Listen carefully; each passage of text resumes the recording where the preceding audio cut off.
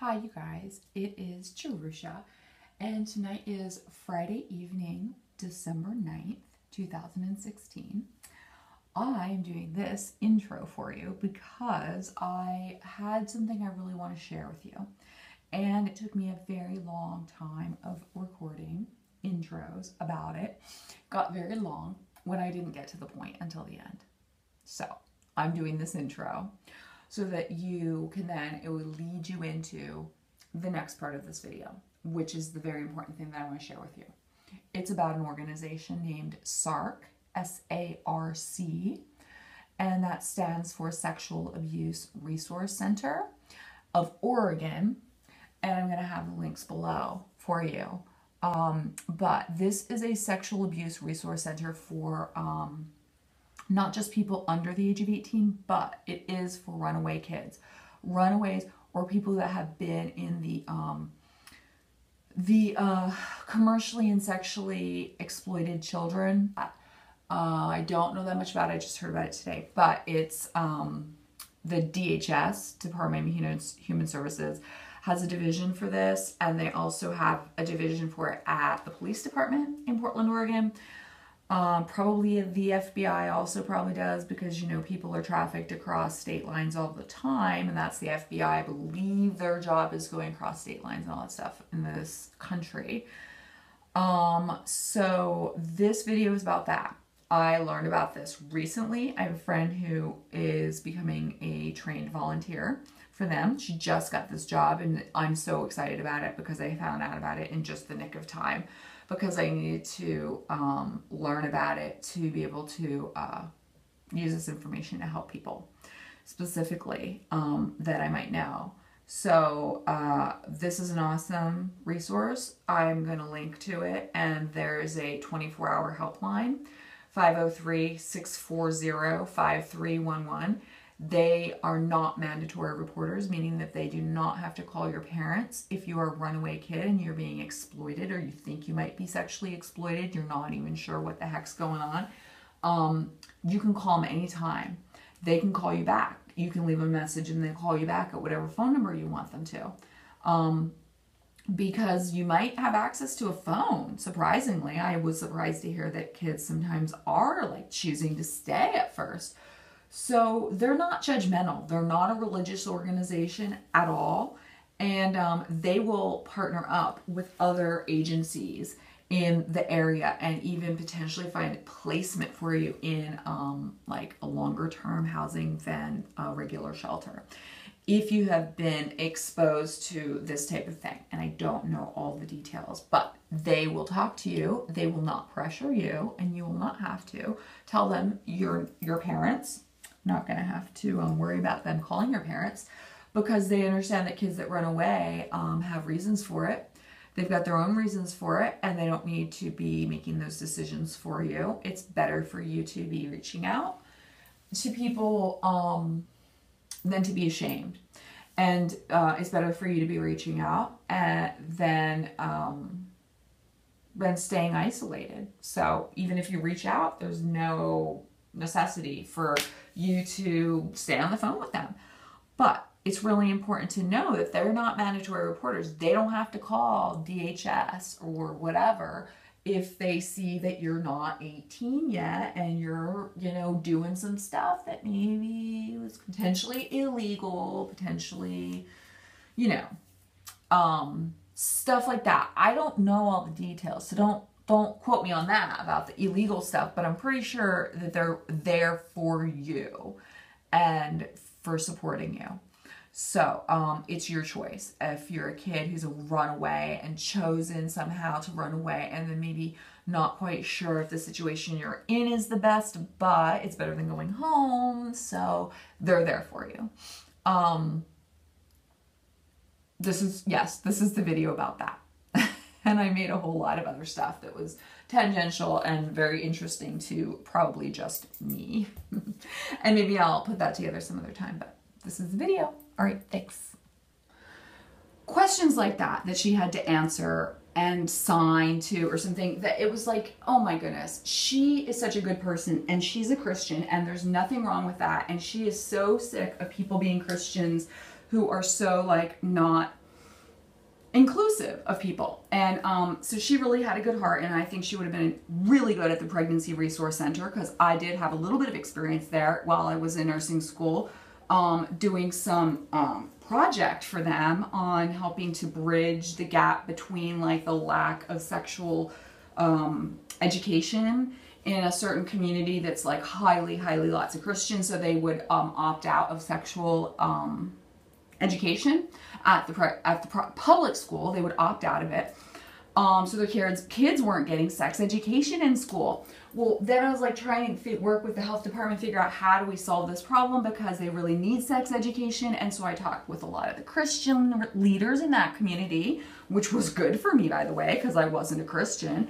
And so got like some really good, helpful insight that they actually wanted to be able to teach about sex education with their own kids or within their own values. And so I was saying that that was what we should look for, as a sex education program for young people that was, you know, a program that was Christian, something that they could buy into, because there was actually a Christian school there too, like a private school. And so I was working with them to try and sort of start it there, because they were paying for their kids to go to that school, and then maybe we could get it to the public school as well, and through the church. And if people had their kids go to public school, they could maybe get the education at the Christian school after hours, because I'm sure that the churches would support that. So that was a really exciting thing. And it's another tangent yet again. So this Sexual Abuse Resource Center of Oregon, I spoke with them on the phone today, and they told me that they are not mandatory reporters. I've never heard of this before, not being a mandatory reporter. That means that if a kid calls for any reason, they have a 24-hour helpline, and if they talk to the kid, you know, runaway youth, sometimes even over 18, but you know, they don't have to call your parents, and they don't have to report that you're in danger to a certain extent. I mean, it's like a high level of confidentiality that usually social services doesn't have. Like even an attorney is a mandatory reporter, a teacher, a nurse, like almost all licensed professional counselors and things like that or have to be mandatory reporters, right? So, well, you don't know that might be right, but it is. And so, but they were explaining to me that because of the federal government has a very protective law to help with this, because it's better to do no harm. And if kids that have run away from homes for whatever reason, maybe they're being abused, maybe they just can't deal with it, it's just not working very well at all at their home, so they've run away. And then they end up sometimes in situations where they're being exploited. Sexual trafficking, child trafficking, human trafficking, it's called. You know, usually they'll take you to a different area where you don't know anyone, because you're less likely to be oriented, and they just want to get you disoriented, kind of. And they do it with boys and girls, and all genders. So yeah, so I found out about this today, and I'm gonna have to do another whole video about it, because it's just so cool though. I was like, wow, okay, so you don't have to tell parents, like, so they can actually find resources for runaway kids. They don't need to. I mean, kids can like call, and they can just talk, and they can call it as many times as they want to and talk about whatever they want, and they are non-judgmental, because kids that have run away from homes often think that they want to be, anything is better than where they were at home. And so they are really entrenched in that like that decision they made to run away and to stay away. And it's not like, sometimes they actually could go back home, find a way to go back home to their families. But they get like to the point where they're, well, this is better, and so these people are being kinder to them or whatever. And then it builds to the point where there's a lot of shame involved. And just the way that a young person, boy, young man, or young woman, or whatever gender, would be groomed. I didn't even ever know really what that word was, and I didn't understand it until a couple years ago, but like groomed meaning just kind of influenced, flattery, you know, various ways of getting the person to feel like these people care about them, and then they start to be exploited. but very gradually. And they also make it seem like it's their fault. No, sorry, it's their decision. That they actually, it's easier to keep somebody captive if you keep their brain captive rather than physically. It takes a lot of energy to keep somebody physically, like, you know, tied up or something all the time. You see that in movies, but it's not always the case. It's more like they get you to think that you made the decision to stay there in that awful environment where you're being exploited, like in like some type of prostitution type thing, and there's all different kinds. It's not just like the typical thing that you think of. I think there's a whole lot that I don't know about it. One thing I did learn is that, you know, kids can go to like a shelter sometimes, but if they're runaways, they often are limited in how long they can stay at a shelter. And often they're pressured to, maybe at certain shelters, they might be pressured to call their parents or get involved and do counseling with their parents. It might even be required, I don't know. But this SARC works with other agencies like Janus Youth agencies in Portland area, and they have a shelter called Harry's Mother, which I didn't know that much about before, but they have a division for the CSEC, and that is a specific aspect of certain agencies, even police agencies in Portland. But CSEC stands for Commercially and Sexually Exploited Children. So they have a special unit, and they have special resources, and they have placements that kids can stay longer than regular Harry's Mother, regular shelters for kids, if they've been sexually exploited or if they've been part of this whole thing. And I think that a lot of runaway kids may not at all start out like that at all. Probably pretty empowered sometimes, but then sometimes it will creep in. And then they start to kind of, I don't know. I mean, I really don't know, but I know that the reason I showed you this is because this book, I read this when I was way too young.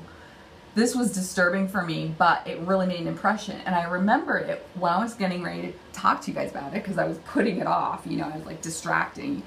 I was getting ready to put my son to bed, and I'm like, okay, I gotta find the name of that book. And I wanna find the exact cover that I had. And this was the cover I had.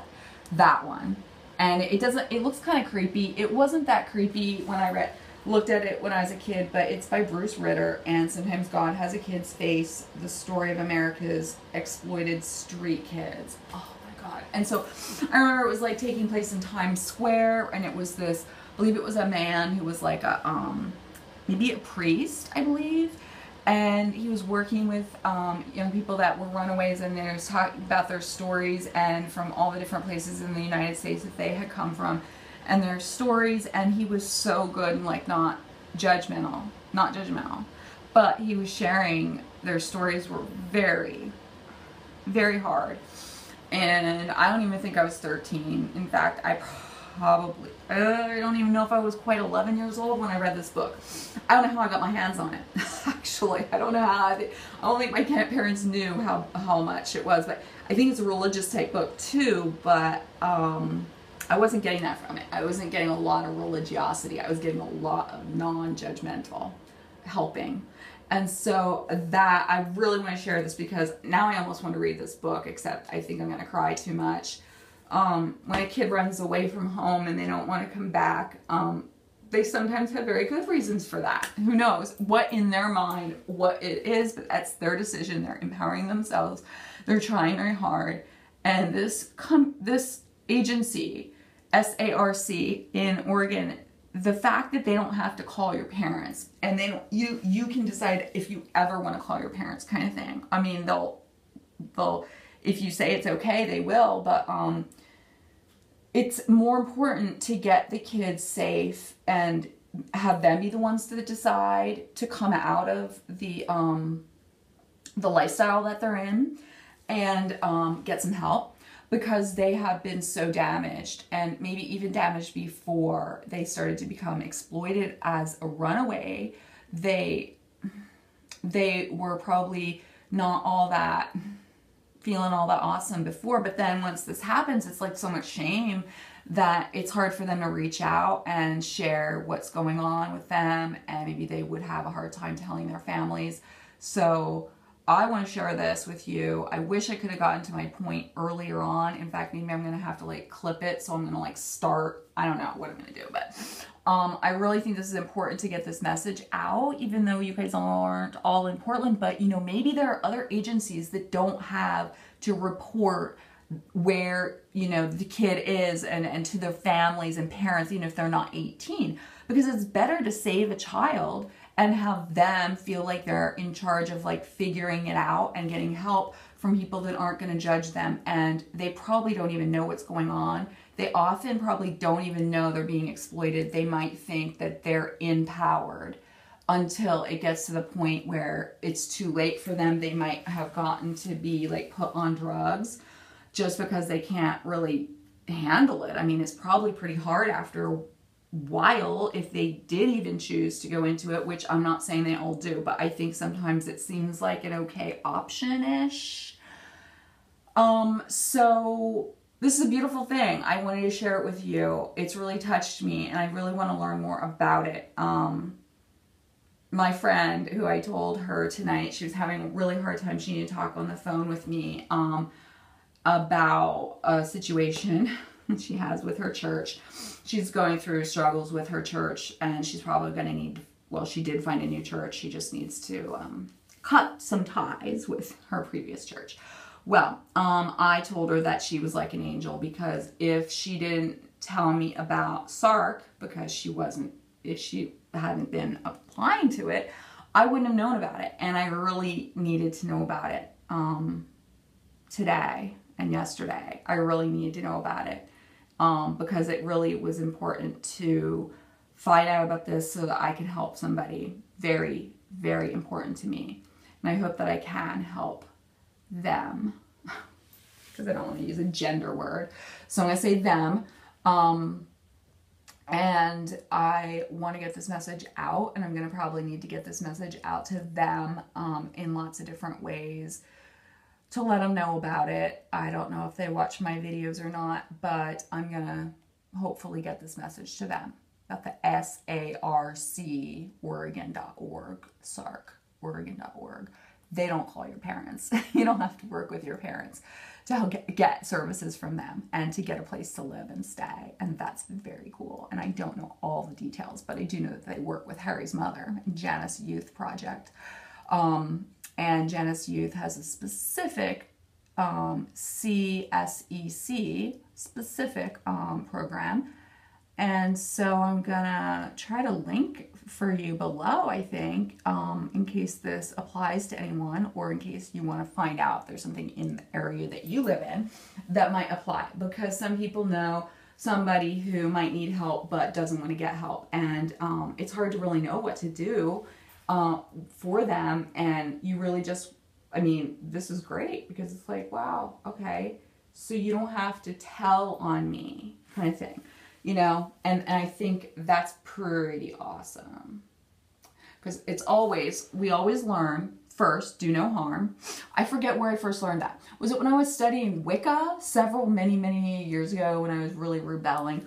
First, do no harm, or was it in the medical profession that I learned first, do no harm, or was it in nursing, first, do no harm, or gosh, it comes from so many different places.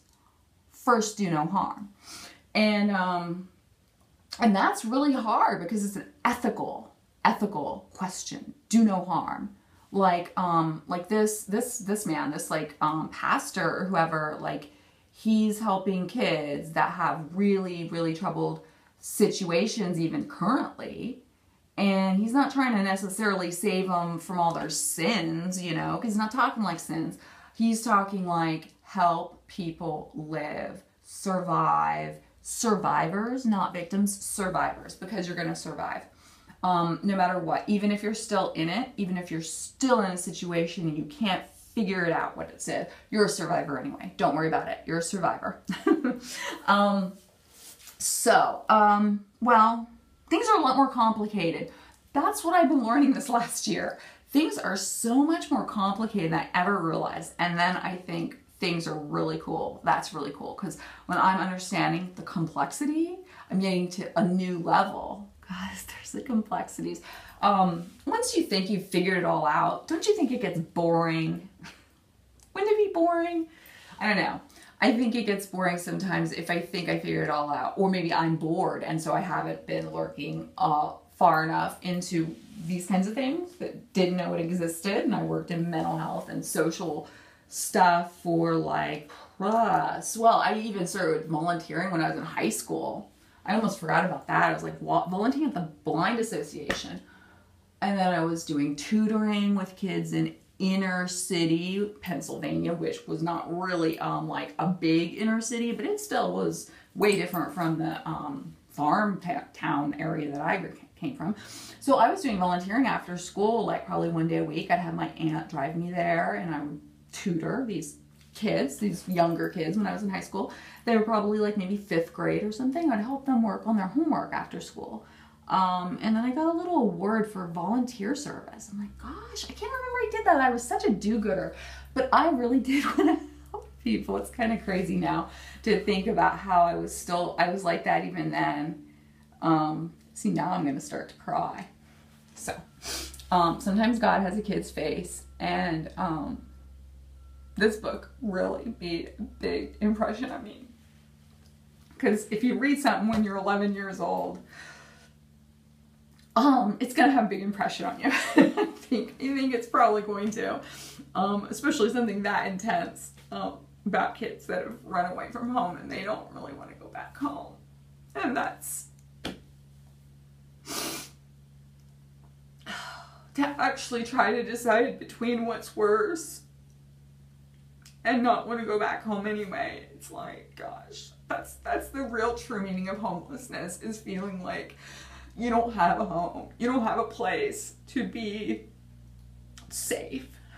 And safe, like emotionally safe, like people letting you have your space and also being connected with you at the same time in a healthy way.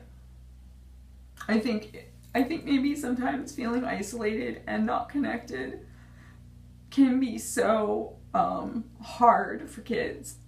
And it can be so hard for parents to figure out how to connect and create that in the family. So, thanks for listening. I hope you guys have a good night. And as always, I love you all. All right. Bye-bye.